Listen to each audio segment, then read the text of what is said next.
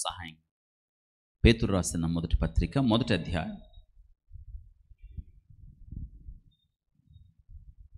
పేతురు రాసిన మొదటి పత్రిక మొదటి అధ్యాయం 14, 15, 16 వచనాలు. నేను పరిశుద్ధుడనై ఉన్నాను గనుక మీరును పరిశుద్ధులై ఉండుడని వ్రాయబడి ఉన్నది. కాగా మీరు విధేయులగు పిల్లలై. పరిశుద్ధత గురించి చెప్పాడు, ఆ తర్వాత విధేయత గురించి చెప్పాడు. విధేయులగు పిల్లలై అని చెప్పి మీ పూర్వపు అజ్ఞాన దశలో మీకుండిన ఆశలు ఉన్నాయి. ఇప్పుడు కాదు, ఎప్పుడు? పూర్వం. ఏ దశ అది? అజ్ఞాన దశ. కానీ ఇప్పుడు అజ్ఞాన దశలో లేం, మనం జ్ఞానులమయ్యాం. కానీ ఇంకా అజ్ఞానులుగా బ్రతకద్దని చెప్తున్నాడు. ఇది విషయం. అజ్ఞాన దశలో చూడండి, మీకుండిన ఆశలను అనుసరించి ప్రవర్తింపక మిమ్మల్ని పిలిచిన వాడు పరిశుద్ధుడై ఉన్న ప్రకారము మీరును సమస్త ప్రవర్తన యందు పరిశుద్ధులై ఉండుడి. సమస్త ప్రవర్తన యందు పరిశుద్ధులై ఉండుడి అని చెప్పాడు. ఇక్కడ మళ్ళీ మనం ఏం వింటున్నామంటే పరిశుద్ధత గురించి వింటున్నాడు. విచిత్రం ఏంటంటే మనం ఆ విషయం మర్చిపోయాం. సమస్త ప్రవర్తన యందు అని చెప్పాడు. ఎందుకంటే మిమ్మల్ని పిలిచింది ఎందుకంటే పరిశుద్ధులుగా ఉండడానికి. వినండి, మిమ్మల్ని పిలిచినవాడు పరిశుద్ధుడై ఉన్న ప్రకారం మీరు పరిశుద్ధులై ఉండండి అని వాక్యం చెప్తుంది. ఉన్నామా? మనం మర్చిపోతున్నాం.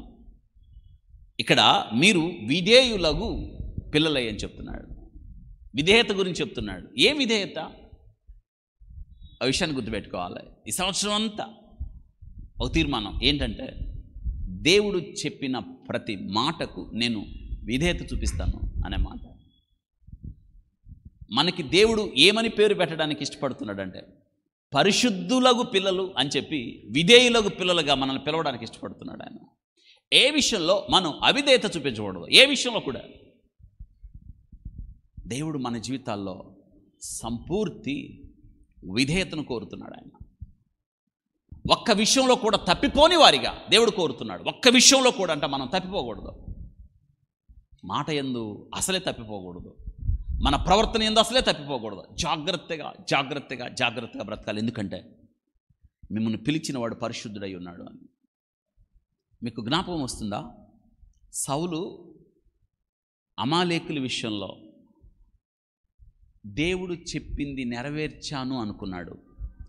అమాలేకీలను సంపూర్తిగా నాశనం చెయ్యి, నిర్మూలన చెయ్యి, హతము చెయ్యి. 3 దశల్లో అమాలేకీయుల శేషము లేకుండా చేయాలి.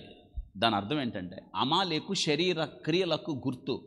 3 దశల్లో శారీర క్రియలను పూర్తిగా చంపి, ఇది అర్థం. కానీ సౌలు ఏం చేశాడంటే అమాలేకు రాజు ఆగాగును ఉండనిచ్చాడు. ఇంకేం చేశాడు? అమాలేకీయుల పశువులను కొన్నిటిని ఉండనిచ్చాడు. ఎందుకు? దేవునికి బలిద్దామని. దేవుడు చెప్పాడా? అందుకే రాజుగా ఉండకుండా అతన్ని. ఇంతకీ ఆయన ఏమనుకున్నాడంటే సమూయేలు వచ్చి దేవుడు నీకు అప్పగించిన పనిని చేసావా అంటే ఏమన్నాడు? సంపూర్తిగా చేశాడా? ఆయన అనుకున్నాడు, కానీ చేయలేదు.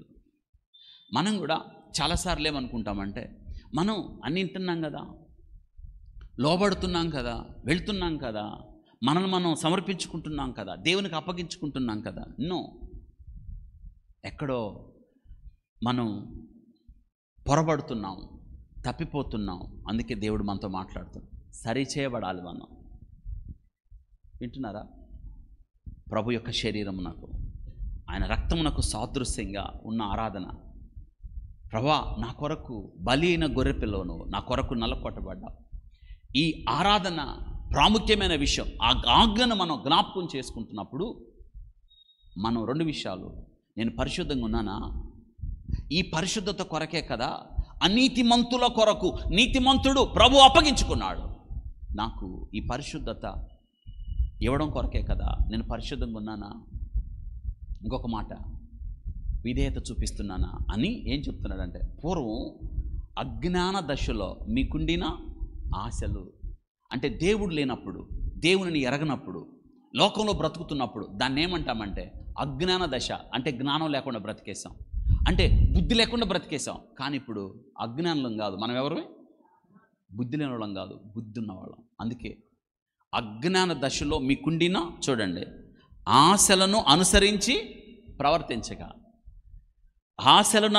ప్రవర్తించక చక్కగా చెప్పాడు, మిమ్మల్ని పిలిచిన వాడు పరిశుద్ధుడై ఉన్న ప్రకారం మీరును సమస్త ప్రవర్తన యందు, అందుకే సమస్త ప్రవర్తన యందు, దేవుని మందిరానికి వెళ్ళినప్పుడు నీ ప్రవర్తన విషయం జాగ్రత్త,